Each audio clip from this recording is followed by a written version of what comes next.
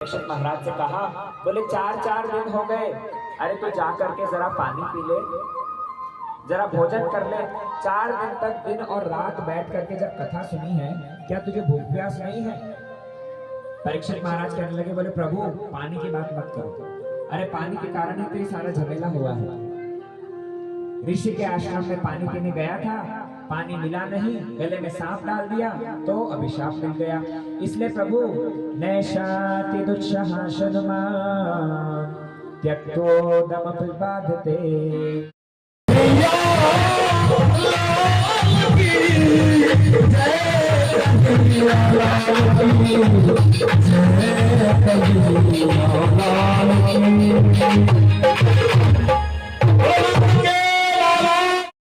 भगवान ने तो मुझे फालतू में ही कोषाधार धन का अध्यक्ष बना दिया।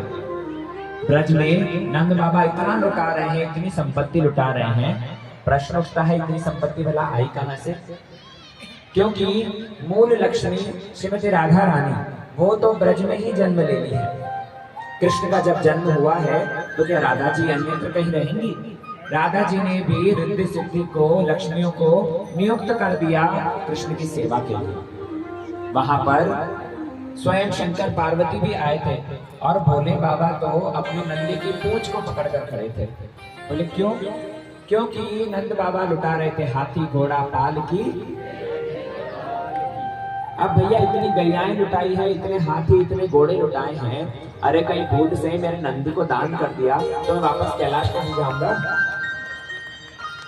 माया पार्वती वो तो अपने गजानन गणेश को गोद में लेकर के अपने पल्लू से ही ढक दे रही है।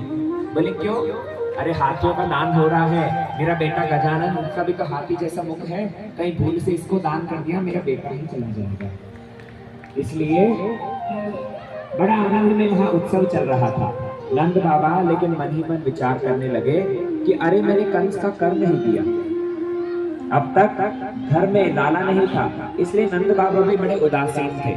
लेकिन आज जब लाला का जन्म हुआ है तो नंद बाबा मन में तरह तरह की हिलोरें उठ रही हैं। नंद बाबा सोच रहे हैं कब लाला बड़ा होगा, कब ये घुटमन चलने लगेगा, कब ये परिवार का दायित्व संभालेगा, कब इसकी शादी होगी, घर में बहू आएगी, बहू के छम छम पायल में आवाज सुन पाऊंगा, हमारे घर में वो रंगन करेगी। तरह तरह की ख्याल, तरह तरह के आनंद की लहरें नंद बाबा के मन में उठ रही हैं। अभी सोचने लगे कि पहले जा करके ये कंस का मुख बंद कर देगा। ये कंस जो राजा है इसको कर दे करके इसका मुंह बंद कर दिया जाए। तो इसीलिए गोप लोगों को नंद भवन की सुरक्षा में नियुक्त करके और नंद बाबा मथुरा की ओर चले गए। कन्हैया मन ही मन विचार कर रहे हैं कि ये पूतना आखिर है कौन? क्योंकि ऋषि मुनि लोग जन्मों जन्मों तक तपस्या करने के बाद में भी अंत समय पर मेरे स्मरण नहीं कर पाते। लेकिन ये पूतना आज मैं इसे मारूंगा और मारते वक्त ये मेरा स्पर्श प्राप्त करेगी, ये मेरा दर्शन प्राप्त करेगी। इसने ऐसा कौन सा पुण्य काम किया था? गोस्वामी जी वर्णन करते हैं, जन्म जन्म मुनि जतन कराही, जन्म जन्म मुनि जतन कराही, अंतराम पर आवत नाही, अंतराम पर आवत नाही।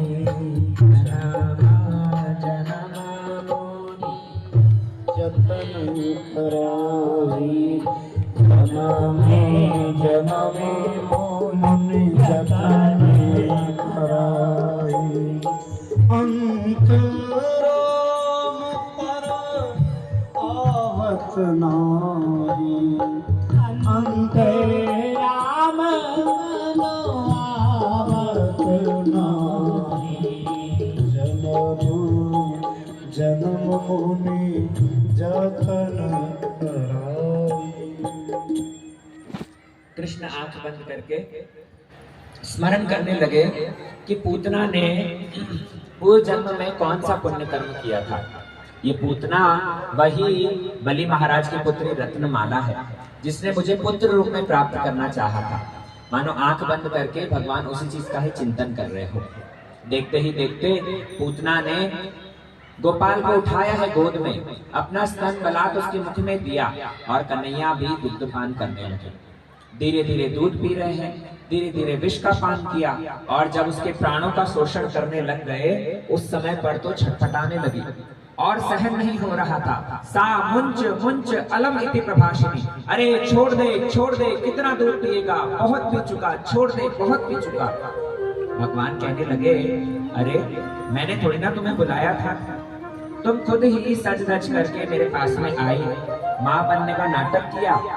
मेरी माँ यशोदा से कहती हो कि इतने सुंदर बालक को पालने में नहीं झुलाना चाहिए, उसे तो गोद में उठा करके लाड लड़ाना चाहिए। अरे इतना जब नाटक करके मेरे पास में आई है, मेरी मासी बनकर आई है, तो फिर मैं कैसे छोड़ दूं? मैं सहज में किसी को पकड़ता नहीं और एक बार पकड़ लूं तो छोड़ता नहीं। सा मुंच मुंच, मुंच मतलब होता है मुक्ति। कन्हैया मानो ये कह रहे हो कि जब तक मुक्ति ना प्रदान कर दो तब तक छोड़ूंगा नहीं, अब तो तुझे मैं अपने धाम में ही पहुंचा करके मानूंगा। पूतना ऐसी छटपटा रही थी, इतनी असहनीय पीड़ा हुई, अपना असल रूप राक्षसी रूप धारण करके मन ही मन सोचने लगी, कंस के पास ले जाती हूँ, मेरा भाई अवश्य ही मेरी रक्षा करेगा। जब कन्हैया को लेकर के आकाश मार्ग से जाने लगी है, ब्रजवासी देख करके आश्चर्य में पड़ गए। रोहिणी यशोदा तो मूर्छित ही हो गए। तुरंत पीछे पीछे ब्रजवासी दौड़ रहे थे। भगवान ने आधे रास्ते में ही पूतना के प्राणों का शोषण किया और धड़ाम करके वहां पर नीचे जमीन पर गिरी है। जब गिरी थी, न जाने कितने कितने कोस तक वृक्ष फलोहारी सब के सब नष्ट हो गए। संत लोग कहते हैं कि पूतना को भगवान ने कहाँ गिराया? बोले पूतना को कहीं ऐसे स्थान पर नहीं गिराया जहां पर गैया चल रही थी, कहीं ऐसे स्थान पर नहीं गिराया जहां पर ग्वाल वाले खेल रहे थे, कहीं ऐसे स्थान पर नहीं गिराया जहां पर गोप लोगों की लहलहाती हुई फसल थी। पूतना को गिराया है तो कंस के बगीचे पर। कंस का, बड़े ध्यान से सुनो और समझो, कंस का एक बड़ा ही विराट सा बगीचा था जिसके अंदर फल फूल बहुत सुंदर सुंदर लगते थे। और उस समय पर पूतना जैसे ही आकर के गिरी है, गिरने के साथ साथ ही सारा बगीचा तहस नहस हो गया। भैया भगवान ने ऐसा क्यों किया? कंस के बगीचे पर ही क्यों गिराया? क्योंकि कंस का निर्देश था कि इस बगीचे के फल फूल मूल कुछ भी भगवान की सेवा में नहीं लगने चाहिए। ये सब के सब मैं भोग करूंगा और मेरे अनुचर भोग करेंगे। कन्हैया कहने लगे, वाजी वाह, ईशावास्यम इदं सर्वम यत्किंच जगत्या जगत, जो कुछ भी जगत में देखते हो वो मेरी सृष्टि है, मैंने बनाया है और मेरे अपने लिए बनाया है, और तो मुझे ना दे करके अपने आप भोग करेगा। भगवान कहने लगे, ऐसे बगीचे को मैं रखूंगा नहीं। स्वयं पूतना को ले जा करके गिराया और सारा बगीचा सत्यानाश कर दिया। संत लोग यहाँ पर बड़ी सुंदर शिक्षा देते हैं, देखो कि भैया घर में भी हमारे जो कुछ भी हम लाते हैं, जो कुछ भी व्यवहार होता है, वो भगवान को पहले भोग निवेदन करना चाहिए। अगर भगवान को भोग निवेदन किए बिना ग्रहण कर रहे हैं तो सबके सब कंस के अनुचर हो। पहली बात तो कंस जिस प्रकार भगवान को बिना दिए खाता था, ऐसे ही अगर हम भगवान को बिना दिए खा रहे हैं कि कंस के भतीजे और भांजे बैठे लगता है।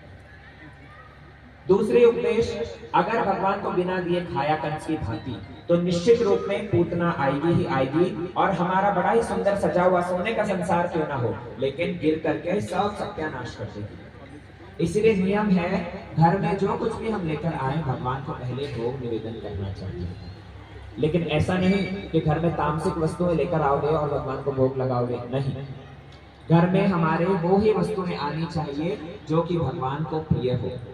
भगवान को भोग लगाने में जैसे कि मांस, मछली, शराब, अंडा, ये सारी चीजें भगवान ग्रहण करते हैं।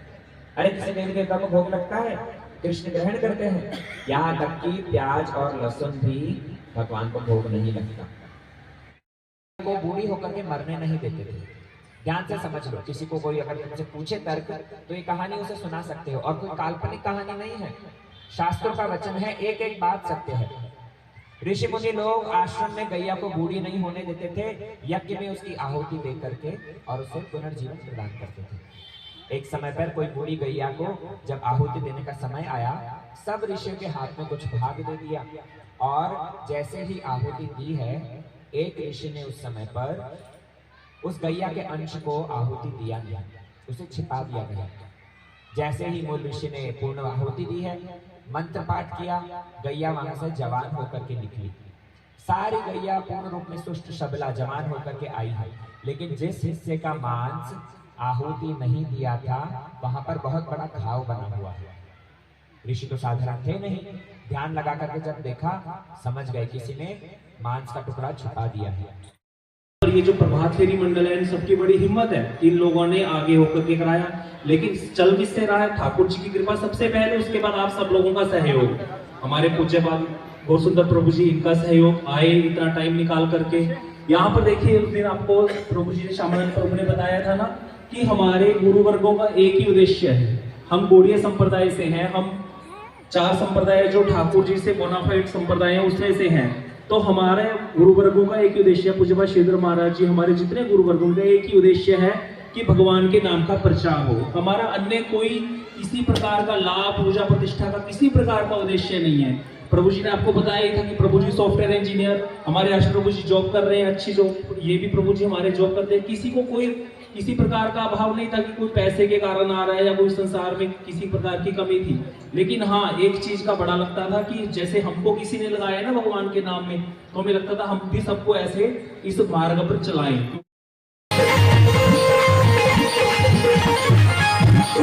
रानी लाओ, रानी लाओ,